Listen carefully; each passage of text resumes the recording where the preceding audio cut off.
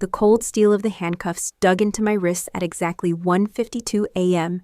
as two police officers escorted me down the front steps of the house my grandfather had spent his entire life building. The flashing patrol lights painted the old white porch in streaks of blue and red, turning the place that once felt like home into the stage for my public humiliation. But the handcuffs weren't what shattered me. It was the sound of my own family laughing. My younger sister Madison stood on the sidewalk, holding her phone high above her head, live streaming every second to tens of thousands of viewers. She flashed a triumphant smile at the camera and announced, "The woman who stole our grandfather's fortune is finally paying for it." The comment feed exploded. "Lock her up. Justice at last. Greedy people always get caught." Behind her, my father, Richard, folded his arms with unmistakable satisfaction, while my mother, Linda, watched as if she were witnessing the happiest moment of her life. Not one of them asked the officers to slow down. Not one of them questioned the arrest. They had been waiting for this night. I didn't argue. I didn't cry. I didn't even look at the camera. Instead, I turned my eyes toward my grandfather William's front door one last time, silently remembering the promise I had made beside his hospital bed only a few months earlier. As the patrol car door slammed shut, my family believed they had finally stolen everything from me. They had no idea that within hours, every lie they had carefully built would begin collapsing in front of the entire world. And the very live stream they were using to destroy me would become the first piece of evidence that saved my life. My name is Emily, and I'm 27 years old. Before anyone called me a thief, a criminal, or a woman who stole her own family's inheritance, my life revolved around something far less dramatic. Every morning began with the same routine: making coffee before sunrise, checking my grandfather William's blood pressure, organizing his medication into a weekly pill container, and writing down every dosage in a thick blue notebook that never left the kitchen table. It wasn't glamorous, but neither was growing old. 3 years earlier, Grandpa William had been diagnosed with a progressive heart condition that left him weaker with every passing season. The doctors warned us that he would eventually need constant care. My parents promised they would help. Madison cried in the hospital hallway and told everyone online that family always came first. Those promises lasted less than 2 weeks. Dad, Richard, suddenly became too busy managing his investment projects. Mom, Linda, insisted she couldn't handle hospitals because they made her anxious. Madison found a different excuse every time I asked her to visit. She was always traveling, filming brand collaborations, or telling her followers how important it was to protect your mental health. So I quietly became Grandpa's full-time caregiver. I left my marketing job without hesitation. The paycheck disappeared overnight, but somehow that never felt like the real sacrifice. The difficult part was watching the strongest man I had ever known struggle to button his own shirt or climb the front porch steps he had built with his own hands 40 years earlier. Even on his hardest days, Grandpa refused to complain. "People waste too much energy feeling sorry for themselves," he liked to tell me with a tired smile. "Use that energy to solve tomorrow's problems instead." Those words stayed with me. Every afternoon we sat together in the sunroom overlooking the backyard garden he had planted after my grandmother passed away. While I read newspapers aloud or helped him answer letters from old friends, he often asked me to bring out a small fireproof document box from the study. Inside were neatly organized folders filled with legal papers, bank records, property deeds, insurance policies, and handwritten notes dating back decades. "Put everything back exactly where it belongs," he reminded me every single time. At first I thought it was simply the habit of an organized man. Then I noticed something unusual. Whenever his attorney visited the house, Grandpa personally unlocked the box himself. They would spend an hour quietly reviewing documents behind the closed study door before the lawyer left carrying nothing but a slim leather briefcase. Neither of them ever explained what they discussed. One afternoon my curiosity finally got the better of me. "Grandpa," I asked while helping him back to his favorite chair, "why do you always make me keep every receipt and every medical record, even the smallest pharmacy slips?" He looked at me for a long moment before answering. "Because memories fade," he said softly. "Paper usually doesn't." He never explained further. I simply nodded and continued filing every prescription, every doctor's report, every hospital invoice, and every email the attorney sent. I created digital backups without being asked, labeling each folder by date so nothing could ever be misplaced. Meanwhile, the rest of my family treated the house like a future investment instead of a home. Whenever Richard visited, he spent more time asking about property values than asking how his own father felt. He walked through every room discussing renovations that could increase resale value, even while Grandpa rested upstairs, recovering from another hospital stay. Linda wasn't much different. She often wandered through the kitchen calculating how much the antiques might fetch at auction. Once, I overheard her telling a friend on the phone that maintaining such a large house was a complete waste once William is gone. I stood frozen in the hallway, hoping I had misunderstood. I hadn't. Madison visited more often than either of them, but never for long. She always arrived with flawless makeup, expensive clothes, and a camera crew following behind. She filmed short videos beside Grandpa's hospital bed, kissed his forehead while the camera rolled, and uploaded emotional captions about cherishing every precious moment with family. The moment recording stopped, so did her affection. She would glance at her watch, complain about another brand meeting, and disappear before dinner. One evening, after Madison rushed out to catch another sponsored event, Grandpa watched her car disappear through the front gate. He sighed quietly. Then he reached for my blue notebook and tapped its worn cover with one trembling finger. "Keep writing everything down, Emily," he said. "One day, the truth may need a better memory than people have." I smiled, believing he was simply worried about his medical care. Looking back now, I realize he wasn't preparing me to care for him. He was preparing me for the day I would have to defend everything he left behind. The weeks that followed settled into a rhythm that felt strangely peaceful, even as my grandfather's health continued to decline. Every doctor's appointment, every prescription refill, and every visit from the home care nurse found its way into my records. I wasn't keeping those files because I expected trouble. I kept them because Grandpa insisted that details mattered. One missing page can change an entire story, he often reminded me. At the time, I thought he was talking about medical treatment. Now I know he meant something far bigger. One rainy Tuesday afternoon, his attorney arrived carrying another stack of documents. They spent nearly 2 hours inside the study while I prepared dinner. When the meeting ended, the attorney paused beside the kitchen doorway before leaving. "Emily," he said quietly, "whatever emails I send you from now on, don't delete them, even if they seem unimportant." I frowned. I usually archive everything anyway. A faint smile crossed his face. "Good. Keep doing exactly that." Before I could ask why, he was already walking toward his car. That conversation stayed with me longer than I expected. A few days later, Grandpa asked me to witness several additional signatures on legal paperwork. He carefully read every page before signing, refusing to rush despite the tremor in his hands. Richard happened to arrive just as we finished. His eyes immediately settled on the folders spread across the dining room table. "What are all these?" he asked too casually. "Estate updates," Grandpa answered. Richard forced a smile. "I could help organize everything." "You've never shown much interest in organization before," Grandpa replied, without looking up. The room fell silent. Dad laughed awkwardly, but I noticed disappointment flash across his face before he quickly covered it. That wasn't the last time he tried. Over the following month, I caught him wandering near Grandpa's study several times while believing no one was watching. Once I found him standing in front of the built-in bookshelf that concealed Grandpa's small fireproof safe. "Oh," he said quickly, stepping away. "I was just looking for the bathroom." The bathroom was in the opposite direction. I said nothing, but the excuse didn't make sense. Meanwhile, Madison's visits became even stranger. She still arrived carrying flowers and wearing the perfect smile whenever cameras were rolling. But she had developed a habit of filming inside the house from unusual angles. She recorded the hallway, the study door, the staircase, and even the cabinet where Grandpa stored medication. When I asked why she needed those shots, she shrugged. "My followers love authentic family content." She smiled so naturally that I almost believed her. Almost. One afternoon, while Grandpa was asleep after physical therapy, I walked past the guest room and heard Madison whispering into her phone. "Just wait," she said. "Everything will be over soon." The floor creaked beneath my feet. She immediately ended the call. Brand deal, she explained with an easy laugh.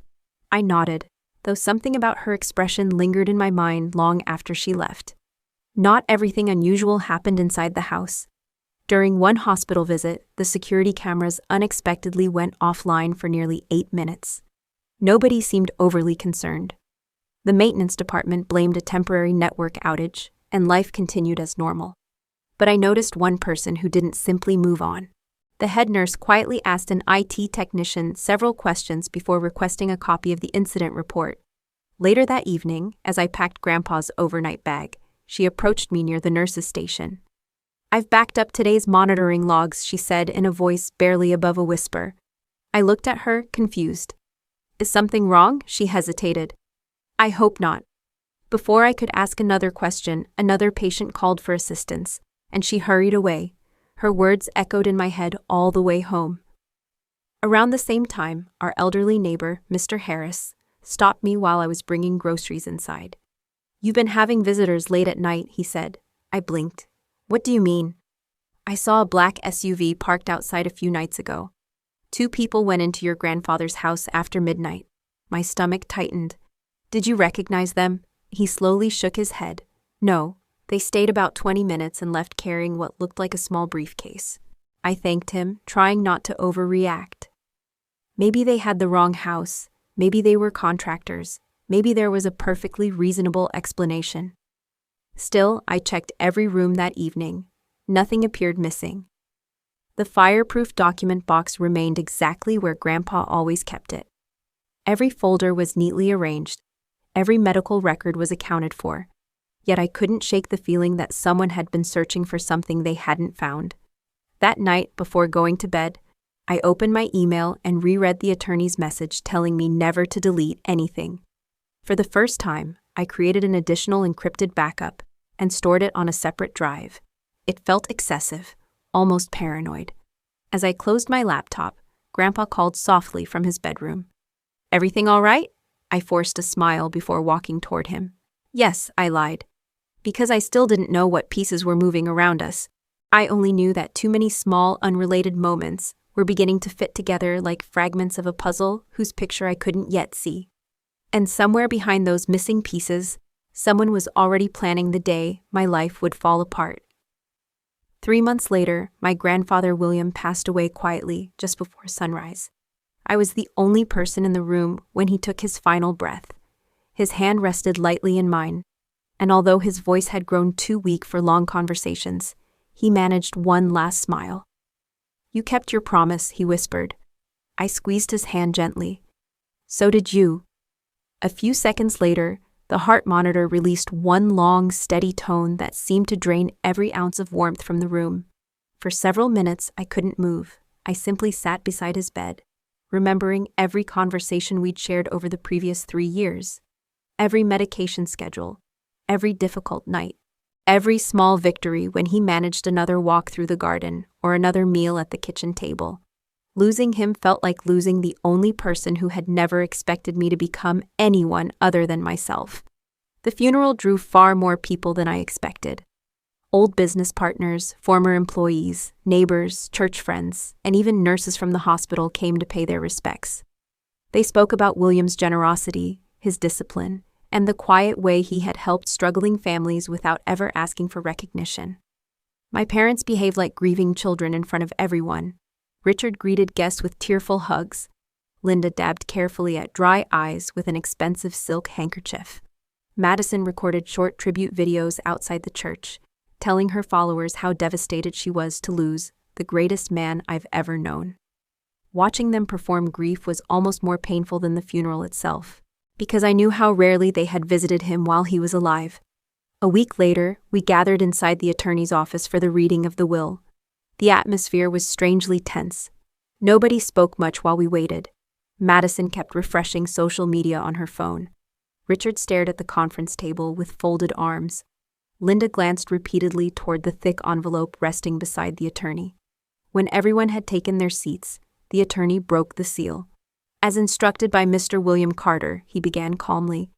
This document supersedes all previous estate plans.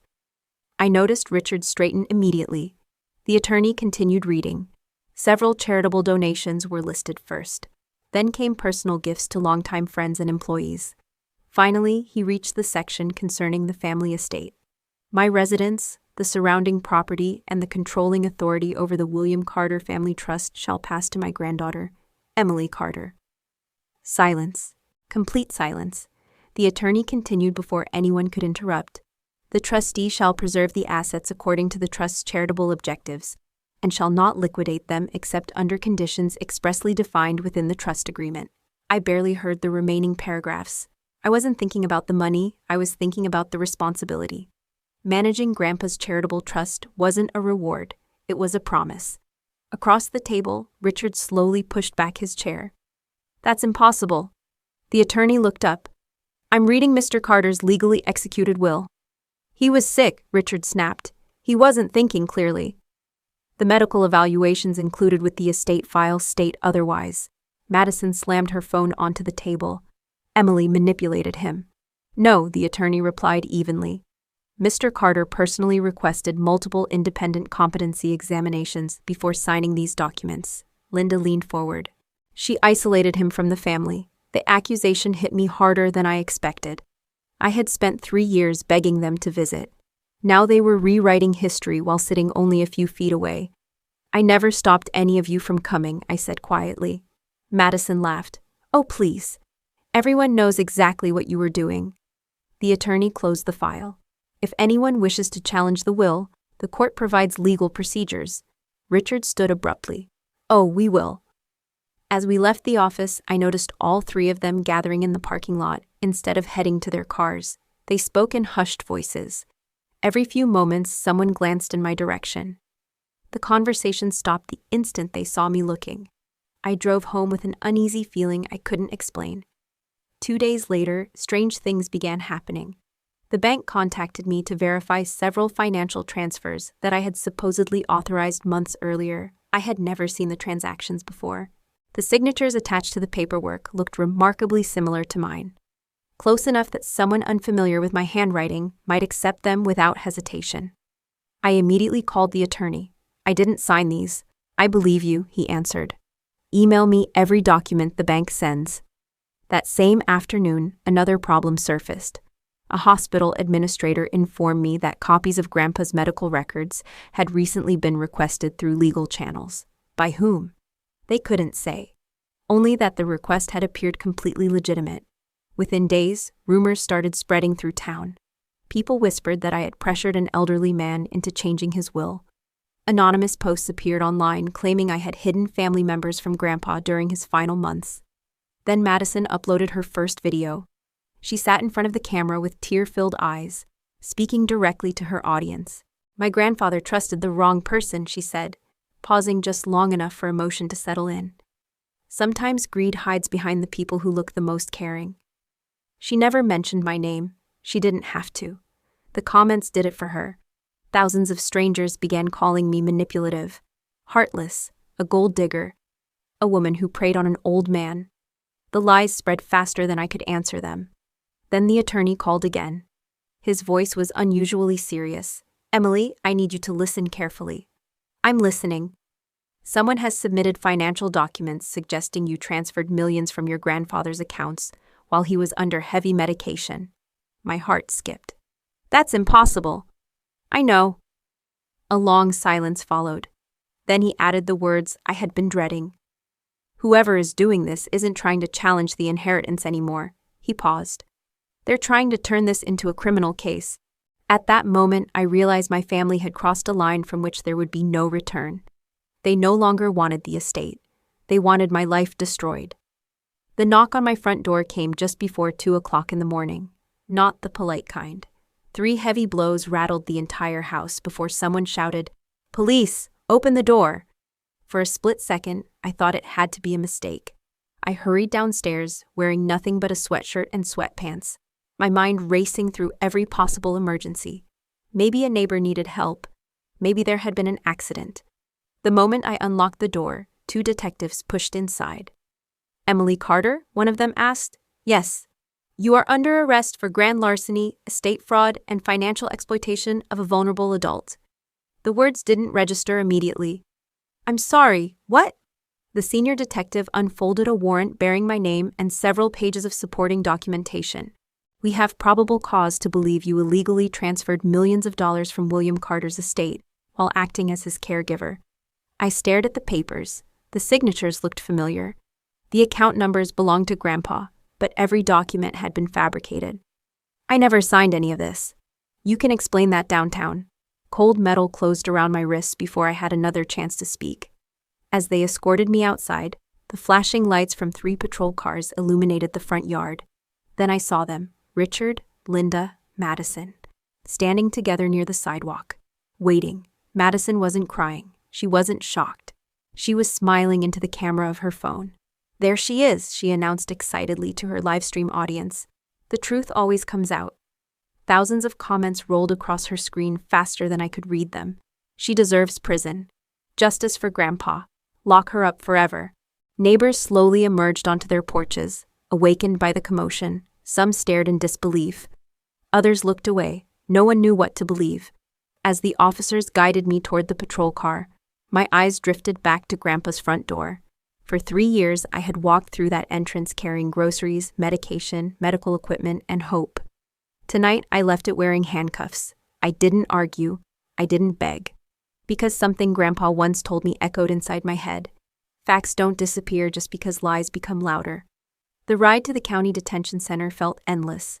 Outside the windows, the city slept peacefully while my life collapsed mile by mile.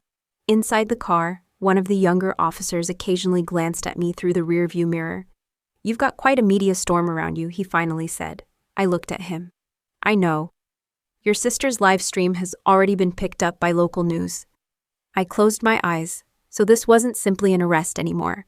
It was public entertainment. By the time we reached the station, television crews had already begun gathering outside. Someone had tipped them off. Inside, the booking area buzzed with quiet conversations that stopped the moment I entered. An officer photographed me. Another took fingerprints. Someone inventoried my personal belongings. Every procedure felt mechanical, almost unreal. Eventually, they placed me alone in a small interview room with nothing but a steel table and a wall clock whose ticking seemed impossibly loud. For the first time that night, I was completely alone. I forced myself to breathe slowly. Panic wouldn't help. Grandpa had spent years teaching me that every crisis became smaller once it was broken into facts instead of emotions. So I mentally reviewed everything I knew: the forged bank transfers, the altered medical records, Madison's online campaign, the anonymous accusations, someone requesting Grandpa's files. None of it had happened by accident. This had been planned. Then I remembered the attorney's email. "Don't delete anything." Another message followed a few weeks later. "Keep every backup exactly as it is." At the time, I had assumed he was simply being cautious. Now those emails felt different, deliberate, almost as if he had expected something like this. A detective entered briefly carrying my case folder before leaving it on the table. While waiting for another officer, he accidentally left the cover slightly open. Across the top, I recognized several documents: bank statements, medical evaluations, photocopies of signatures. But something else caught my attention. Tucked beneath them was a printed inventory referencing digital evidence I had never seen before. It listed archived email correspondence, supplemental estate records, and protected attachments that were marked as pending verification. My pulse quickened. Those files had never been disclosed to me. If they existed, someone had deliberately kept them separate from the material now being used against me. Before I could read further, the folder disappeared. The detective returned, closed it, and carried it into another office. Minutes stretched into nearly an hour. Outside the interview room, voices rose and fell. A phone rang repeatedly. Someone hurried down the hallway. Then another conversation stopped almost as suddenly as it had begun. Something had changed. I couldn't hear the exact words, only fragments. "Doesn't match. Call legal? Where's the backup drive? Backup drive." The phrase immediately caught my attention. Grandpa's fireproof safe, the inventory, the attorney's repeated instructions. My stomach tightened. Someone had been looking for digital evidence, and judging by the growing tension outside, they hadn't found what they expected. Then another troubling realization struck me. the external hard drive Grandpa always kept inside the safe. I hadn't seen it since the day after the funeral. At the time, I assumed the attorney had taken it for estate processing. Now I wasn't so sure. If the drive was missing, who had taken it? And more importantly, who already knew what was stored inside? Morning arrived without bringing any relief. By 8 o'clock, every local news station was running the same photograph of me being led away in handcuffs. Madison's live stream had spread far beyond her followers, clipped into short videos with dramatic headlines that painted me as the granddaughter who had stolen millions from a dying man. The facts no longer mattered. People had already chosen the story they wanted to believe. From the interview room, I could hear televisions mounted in the hallway repeating the same phrases over and over: estate fraud, abuse of an elderly victim, family seeks justice. Each report relied almost entirely on information provided by my own relatives. No one had contacted me. No one had questioned whether the documents might be forged. My phone had already been confiscated, but a detective quietly informed me that my email accounts, financial records, and trust assets had all been placed under temporary investigative restrictions. Including the trust? I asked. He nodded. I'm afraid so. That single sentence hit harder than the handcuffs had. Grandpa hadn't built the trust to make anyone wealthy. Its primary purpose was funding scholarships, veterans housing, and medical assistance for seniors in our county. Every day those accounts remained frozen meant grants couldn't be approved and bills couldn't be paid. The people depending on that money had suddenly become collateral damage in my family's revenge. A few hours later, my attorney was finally allowed to meet with me. He looked exhausted. His tie was crooked, and there were dark circles beneath his eyes. They suspended my authority this morning, he said as soon as he sat down. I stared at him. How? The court granted a temporary limitation until the fraud allegations are reviewed. So you can't represent me. I can advise you, but my access is severely restricted. For the first time since my arrest, genuine fear settled into my chest. Everything we had prepared, every safeguard Grandpa had put in place, someone was dismantling it piece by piece. The attorney slid several newspaper printouts across the table. I almost wished he hadn't. One headline read, "Granddaughter accused of stealing millions from dying grandfather." Another called me the caregiver con artist. A third article quoted anonymous sources claiming investigators had uncovered overwhelming financial evidence. Anonymous sources, meaning someone was feeding the media information before it even reached court. My attorney leaned closer. They're shaping public opinion before the legal battle begins. I know. The judge will ignore media pressure. Will everyone else? He didn't answer, because we both knew the truth. Reputations rarely survive accusations of elder abuse, even after innocence is proven. While I remained inside the detention center, Madison continued broadcasting. One of the detectives reluctantly admitted her newest live stream had attracted hundreds of thousands of viewers. She stood outside Grandpa's house, wearing black clothing and speaking through carefully timed tears. I just want justice for my grandfather, she told the camera. I miss him every day. Then she paused dramatically. I never imagined my own sister could betray him.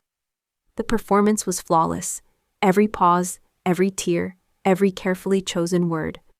By evening, national media outlets had picked up the story. Sponsors praised Madison's courage. Commentators called her a hero. Meanwhile, Richard quietly contacted several real estate developers, suggesting the family estate might soon become available for sale once the investigation concluded.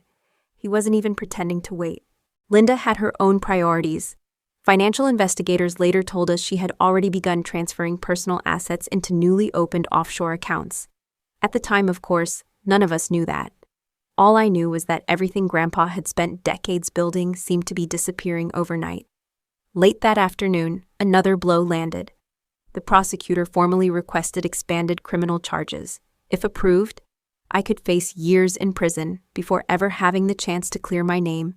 The detective delivering the paperwork avoided eye contact. I'm sorry, so am I. After he left, I rested my forehead against the cold metal table. For a brief moment, I wondered whether fighting was even possible anymore. The evidence looked convincing. The media had already convicted me. My attorney's authority had been weakened. The trust was frozen. The witnesses who could support me had gone silent. It felt as though every door had been locked at exactly the same time. Then I remembered something Grandpa kept inside the top drawer of his study. His journal, not the blue notebook where I tracked medications. His private leather-bound journal. After his funeral, I had read only a handful of pages before deciding it felt too personal. Now I suddenly remembered something strange. The final section had ended abruptly. Several pages had clearly been torn out. At the time, grief kept me from questioning it. Now the memory returned with startling clarity. Those missing pages could have contained anything: notes, names, dates, instructions, even evidence. If someone had removed them, they hadn't simply stolen paper. They had taken something they desperately didn't want anyone else to read. As that realization settled in, I understood why my family appeared so confident. They believed every loose end had already been erased. They thought the missing journal pages, the vanished hard drive, the altered records, and the relentless media campaign had buried the truth forever. Looking around the empty interview room, I almost believed them. Almost. Because somewhere beyond those walls, someone had hidden the missing pieces. And if those pieces still existed, my family's greatest victory was about to become the mistake that destroyed them. I had barely finished replaying every missing piece in my mind when the interview room door opened again. This time, it wasn't another detective. It was my attorney. For the first time since my arrest, there was something different in his expression. Not relief. Hope. "They restored my access," he said, before he even sat down. I stared at him. What changed? "A judge reviewed procedural objections this morning. I'm officially back on the case. It wasn't a victory, not yet. But for the first time in days, we finally had someone fighting beside me again." He placed a thick folder on the table. "We've been working while you were in here." "We?" He nodded. I'm not the only one who refused to believe this story. The first person he mentioned surprised me. The head nurse from Grandpa's hospital. She had voluntarily contacted the legal team after seeing the news coverage. According to my attorney, she had spent the previous 2 days reviewing archived hospital records and discovered that the 8-minute security outage months earlier wasn't caused by a network failure after all. Someone had manually disabled the recording system. I knew something felt wrong, she told investigators in a written statement. That's why I quietly saved copies of everything before the system was reset. She hadn't trusted coincidence, and because of that instinct, she had preserved files nobody realized still existed. My attorney slid several printed images toward me, still frames from hospital security footage. The timestamps matched the exact afternoon the cameras had supposedly gone offline. They recovered these. They recovered the backup. It turned out the hospital's main server had lost the footage, but an automatic maintenance archive had quietly stored duplicate files before the interruption occurred. The backup had been forgotten. Until now, the images weren't perfect, but they showed something important. Richard entering a restricted administrative hallway where family members had no reason to be. Minutes later, another figure appeared, Madison. She wasn't filming Grandpa. She was carrying a folder. Neither of them had ever mentioned being anywhere near the records department. My pulse quickened. They lied. They certainly omitted quite a lot. Before I could process everything, he revealed another surprise. Mr. Harris came forward. Our elderly neighbor. The late-night visitors, my attorney nodded. He wrote down the SUV's license plate because it looked suspicious. You've got the number? We do. Investigators traced the vehicle to a private legal consulting firm with direct financial ties to the attorney your parents hired after the will was read. Suddenly, the midnight visit wasn't just strange, it was traceable. Another loose thread had begun connecting itself, but the biggest breakthrough arrived only hours later. The head nurse requested another meeting with investigators. She brought a small digital storage device that had been sitting inside her personal locker for months. I almost erased it, she admitted. Something told me not to.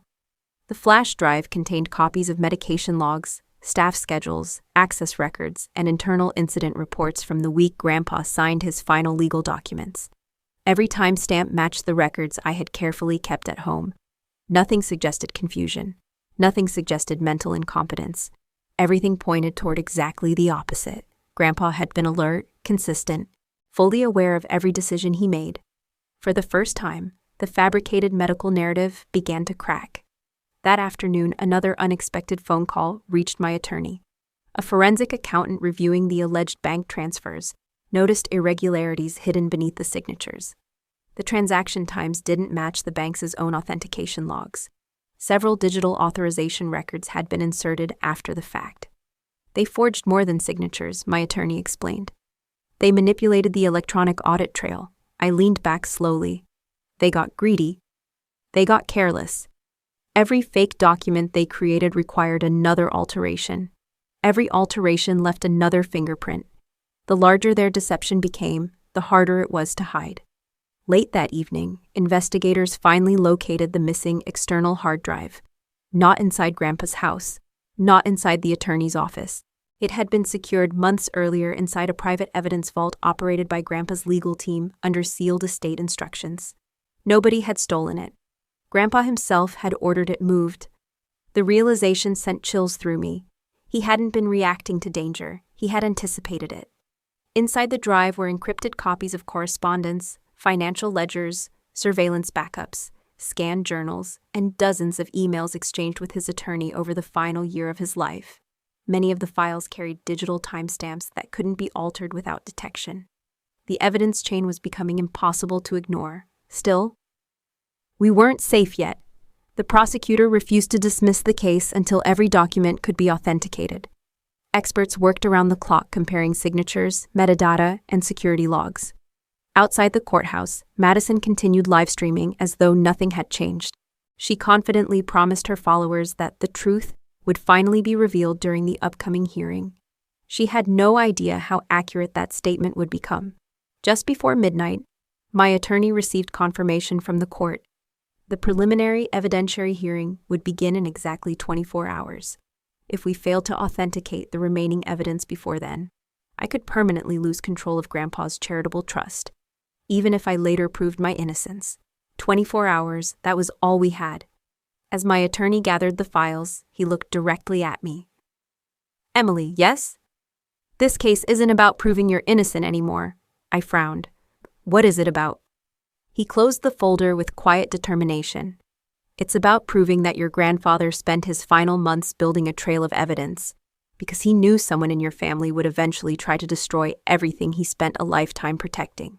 For the first time since the handcuffs closed around my wrists, I believe we might actually finish what Grandpa had started.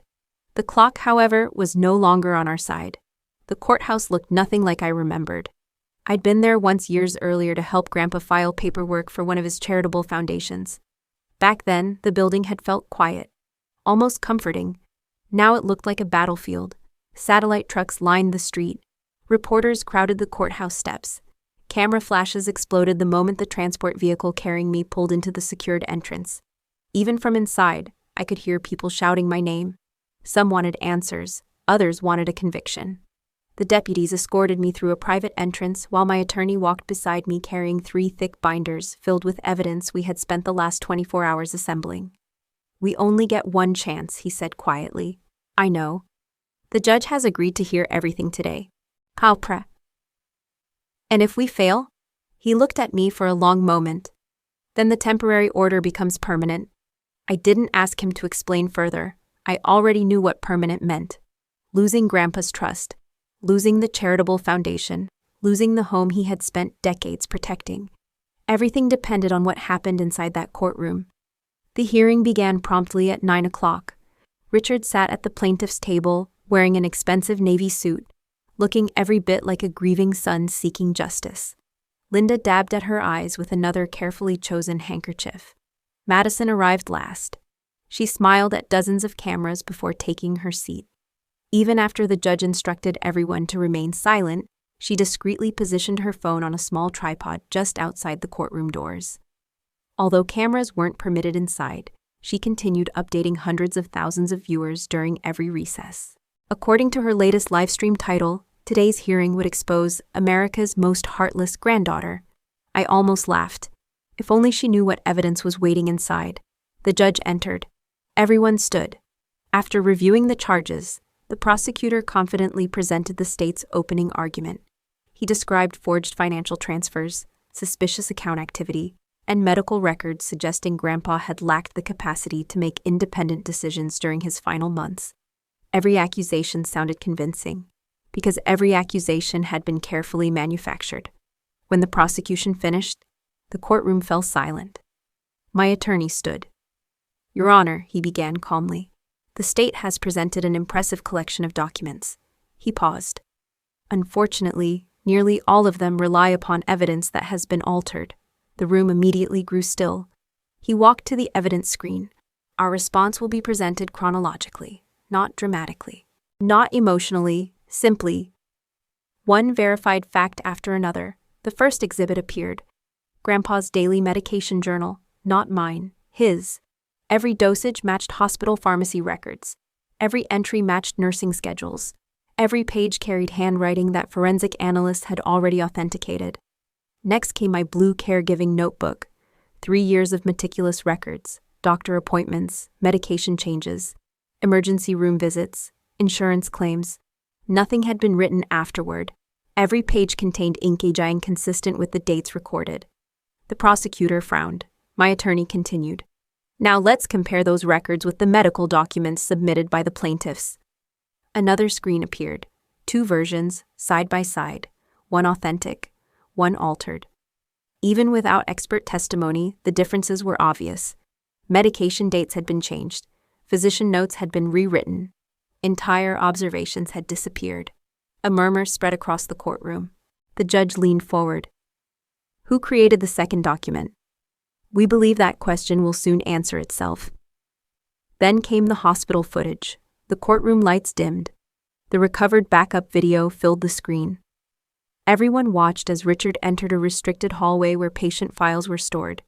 Minutes later, Madison followed carrying a document folder. Neither had authorization to be there. Neither checked in with hospital staff. The timestamps matched the exact period during which the hospital cameras had supposedly failed. Someone in the gallery whispered. Another person gasped. Outside the courtroom, Madison's livestream chat exploded as viewers relayed updates from reporters attending the hearing. The narrative had begun shifting. But we weren't finished. The head nurse took the witness stand. She calmly described the unexplained security outage, her decision to preserve backup files, the unusual request for Grandpa's records. The judge listened without interrupting. Then came Mr. Harris. The elderly neighbor stood slowly, leaning on his cane. His voice wasn't loud. It didn't need to be. He described seeing the unfamiliar SUV outside Grandpa's house after midnight. He produced the handwritten license plate number he had recorded months earlier. Investigators confirmed it matched a vehicle leased by the consulting firm, connected to the attorney hired by Richard and Linda. The courtroom became noticeably quieter. The chain was growing stronger. My attorney nodded toward the final expert witness, a forensic document examiner. She projected enlarged images of Grandpa's signatures beside those appearing on the alleged bank transfers. At first glance, they looked identical. Then she magnified individual pen strokes, pressure patterns, ink flow, natural hesitation points. The genuine signatures, she explained, were written by an elderly man with a progressive hand tremor. She highlighted another image. The questioned signatures artificially imitate that tremor. Another enlargement appeared. They copied the appearance. She looked directly at the judge. But they couldn't copy the movement. The expert paused before delivering the sentence that changed the entire hearing. "In my professional opinion, these financial documents were fabricated." Silence, complete silence. Then all eyes turned toward Richard. He shifted uncomfortably. Linda stared at the table. Madison, apparently unaware that reporters outside were broadcasting every development, hurried into the hallway during recess and restarted her live stream. "They're twisting everything," she insisted. "My parents are the real victims." One of her viewers immediately asked why the hospital video showed her carrying confidential files. Another asked why the timestamps matched the altered medical records. She stumbled.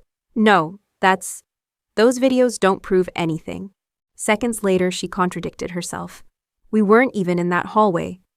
Viewers instantly replayed the footage. Comments flooded in. "You literally admitted it." "We just watched the video." "Why did you lie?"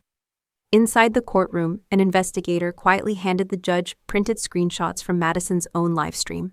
She had unintentionally provided real-time contradictory statements while trying to defend herself. The very platform she had used to destroy me was now documenting every inconsistency for the official record. My attorney didn't even need to mention it. The evidence spoke for itself. The judge slowly removed his glasses. After several long moments reviewing the exhibits, he looked toward the prosecution. I believe this matter has become substantially different from the one originally presented to this court. The prosecutor slowly nodded. I agree, Your Honor. He stood. The state respectfully requests dismissal of all charges against Ms. Emily Carter pending immediate investigation into evidence of document forgery, obstruction of justice, conspiracy, and filing false criminal allegations. I closed my eyes, not because I was overwhelmed, because for the first time since Grandpa died, I could finally breathe. Across the courtroom, deputies approached Richard and Linda. Neither attempted to stand, neither spoke. Madison watched in stunned silence as investigators informed her that her live stream recordings had been entered into evidence. The smile she had worn for weeks disappeared without a trace. Justice hadn't arrived through anger. It had arrived through patience, and the truth my grandfather had carefully preserved long before any of us realized why. When the judge dismissed every charge against me, I expected to feel victorious. Instead, I felt exhausted. The fight that had consumed every waking moment over the past several weeks was finally over, but justice didn't erase betrayal. It didn't restore the nights I had spent wondering whether my grandfather's legacy would be destroyed. It didn't erase the image of my own family smiling while I was led away in handcuffs. Some wounds simply healed more slowly than court records. Outside the courthouse, reporters surrounded my attorney, asking whether I planned to sue my parents or seek public revenge against Madison for her online campaign. He looked toward me. I stepped up to the microphones. I've already received everything I wanted. A reporter frowned. You've won the case. I shook my head. No, the truth won the case. Another reporter asked whether I intended to forgive my family. It was a difficult question. I don't know if forgiveness is something you announce at a press conference, I answered honestly. But I do know that spending the rest of my life consumed by anger would only continue the damage they started. That afternoon, investigators formally charged Richard, Linda, and Madison with conspiracy, document forgery, evidence tampering, filing false criminal reports, and multiple financial offenses connected to the fabricated inheritance case. The legal process would continue without me. For the first time in months, I no longer needed to spend every day proving I was innocent. I could finally focus on honoring the person who had trusted me in the first place. Over the following months, the William Carter Family Trust resumed normal operations. Scholarship payments that had been delayed were released. Medical assistance grants reached elderly residents who had been waiting for approval. Veterans' housing projects restarted after the frozen funds were restored. Every document Grandpa had spent years organizing finally served the purpose he had intended. Not protecting wealth, but protecting people. The hardest decision came when I stood alone inside Grandpa's house. Every room carried memories. The kitchen where we organized his medications, the sunroom where we watched the seasons change, the study where he patiently taught me that details mattered because truth deserved a record. Many people encouraged me to sell the property. Instead, I remembered something Grandpa had once said while watching neighbors help one another after a winter storm. A house becomes valuable because of the lives it protects. That sentence changed everything. Rather than placing the property on the market, the trust approved a renovation plan that transformed the home into a community center dedicated to senior care and caregiver support. The downstairs bedrooms became temporary recovery rooms for elderly residents needing short-term assistance. The study became a legal resource office where families could receive free estate planning guidance to prevent the kind of manipulation Grandpa had feared. His garden remained untouched. Volunteers planted new flowers each spring beside the bench where we had shared countless quiet afternoons. Later that year, the trust established the William Carter Memorial Scholarship for students pursuing nursing, geriatric medicine, and elder care services. It felt appropriate. The greatest inheritance Grandpa ever left wasn't financial. It was compassion practiced consistently.